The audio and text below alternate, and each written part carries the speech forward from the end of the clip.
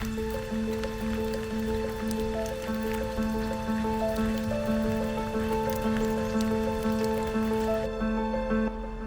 you guys want to go outside and see how the tomatoes are doing? Come on.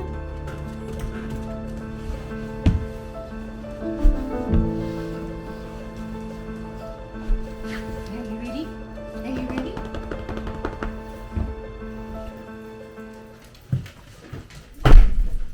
So it's been raining all morning. And I was lucky enough to get a sweet message from one of our followers, subscribers, regarding a video that she wanted to share with me on an easy way to can tomatoes. So it totally inspired me, and now I'm going back out to the greenhouse and I'm gonna gather up all my ripe tomatoes in all shapes and sizes, and I'm going to try this tried and true easy way to can tomatoes. It's going to be my first time, so bear with me. Be gentle. If you watched the last video where I saved all my bush tomatoes from my outside garden, good thing I did that because we've had frost. I could go show you my outside garden, but it's totally dead, so I pulled everything out in the perfect timing. There isn't a ton of tomatoes. This isn't going to be one of those videos where they can like 100 cans of, or jars of tomatoes. This is going to be just what I have.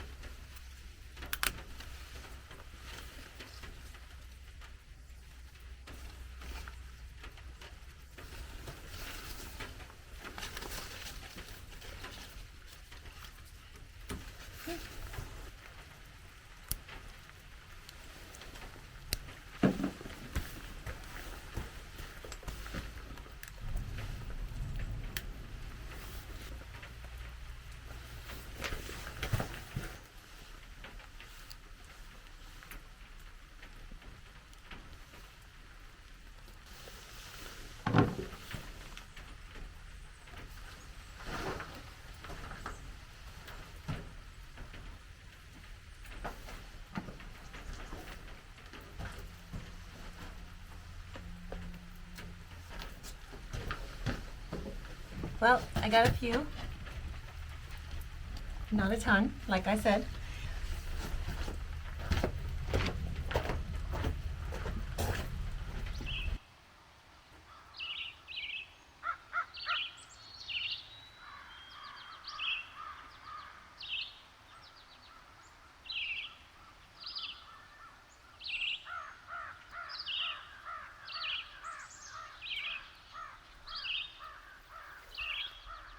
Here's the outside garden.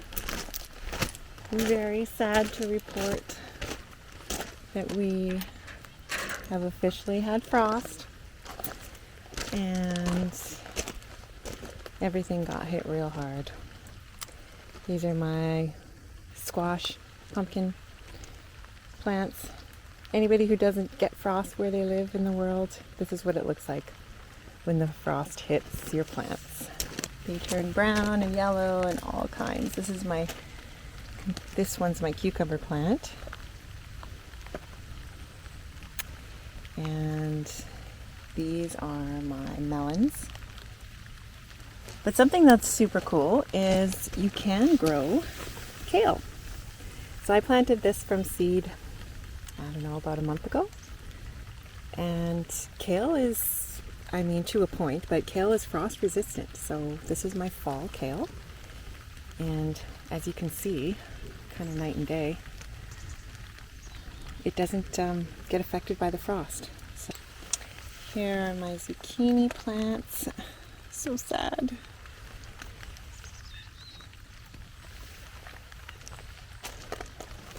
It's been a great season. Thank you, zucchini plants. I'm actually going to pull this one up over here. Salvage that guy. There'll actually be a few more here.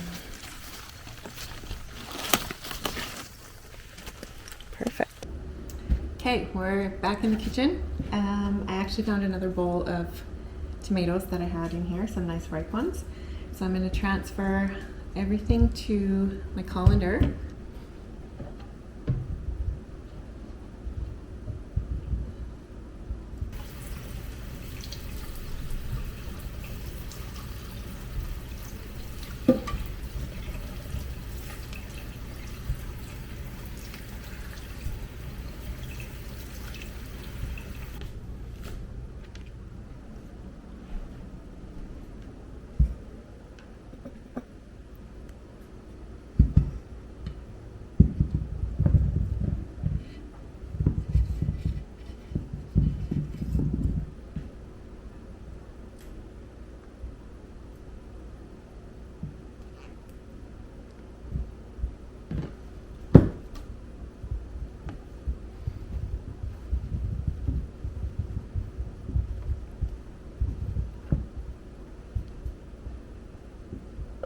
Okay, let's see if I can do this in one swoop.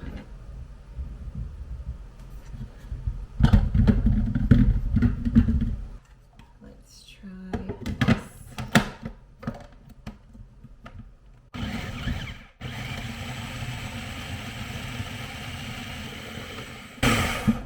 Okay, and then I'm going to transfer it to a bowl.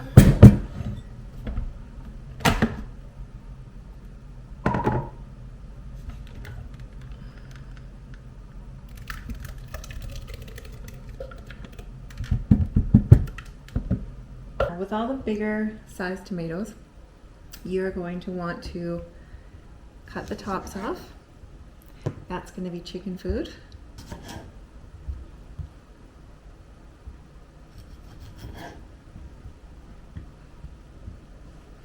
Look at this beautiful heirloom tomato.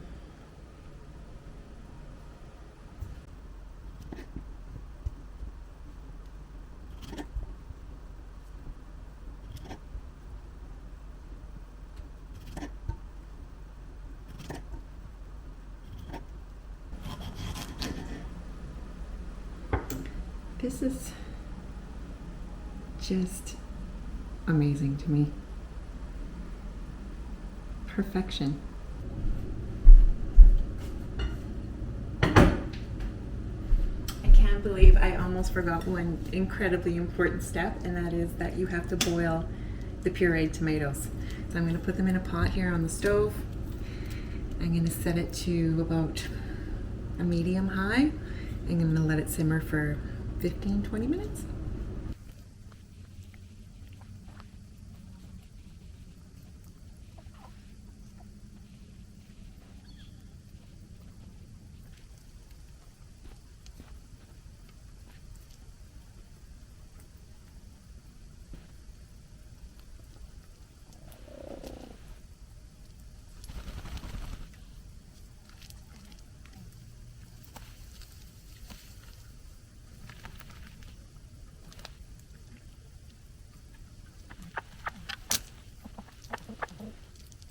I chopped up all the tomato tops, and I'm going to bring them out for a little snack for the chickens.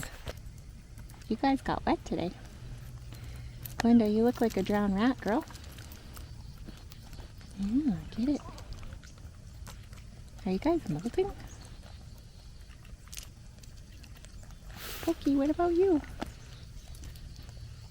Hello, Poke. Good boy. They're delicious, eh? You like to eat them out of my hand? Come here, Clyde.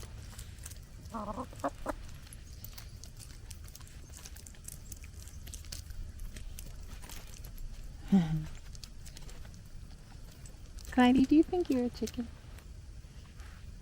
Okay. Come on, don't be shy.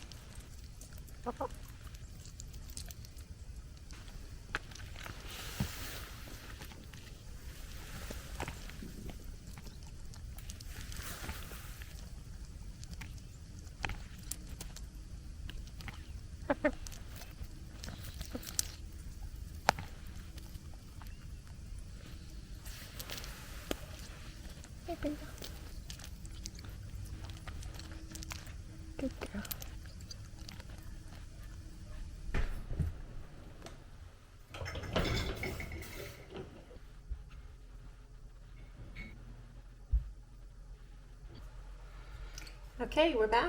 So we've got our hot jars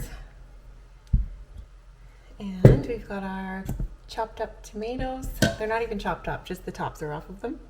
I'm literally just going to throw these tomatoes in to the jars.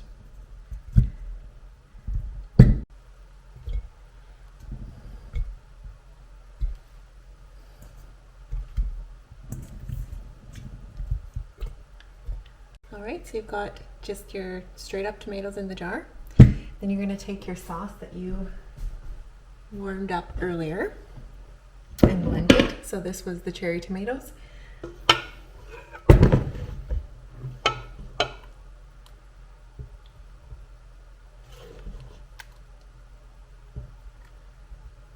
Fill up each jar.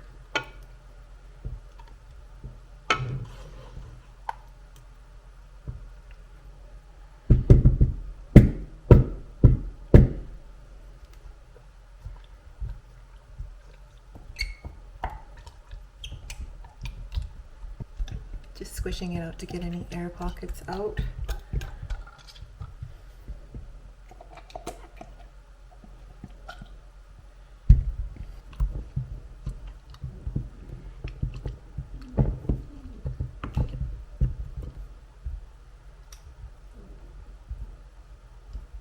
Leave a little bit of headspace on the top of the jars, but this one is a little bit too empty for my liking, so I'm just going to fill it up a bit more.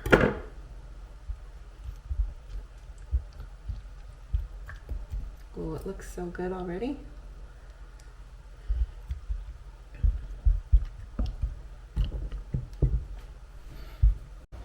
I have a little bit of vinegar here in this container, and I'm going to use that to wipe the rims.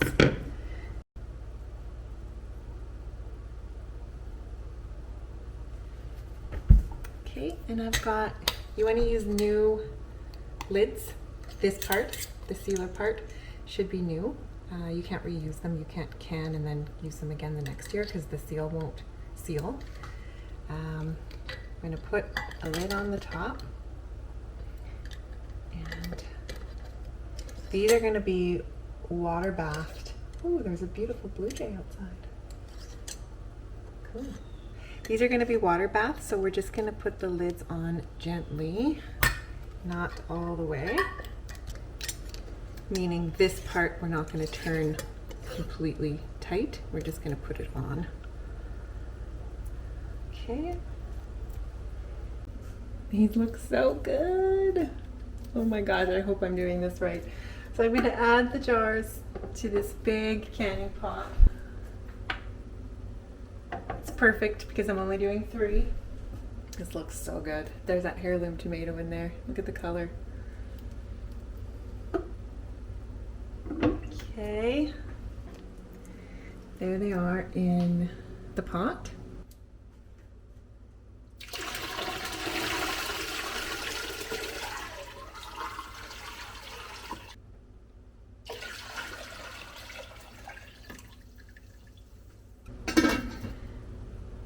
Wait until this boils, and then these tomatoes are going to boil for 45 minutes. So 45 minutes past the time that they start to boil. Okay, they water bath for 45 minutes. This is the moment of truth. Look in.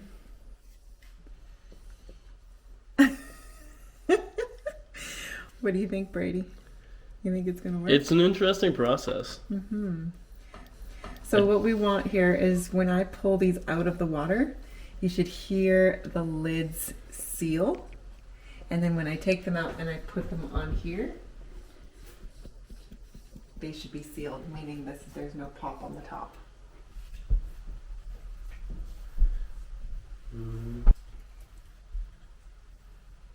Okay.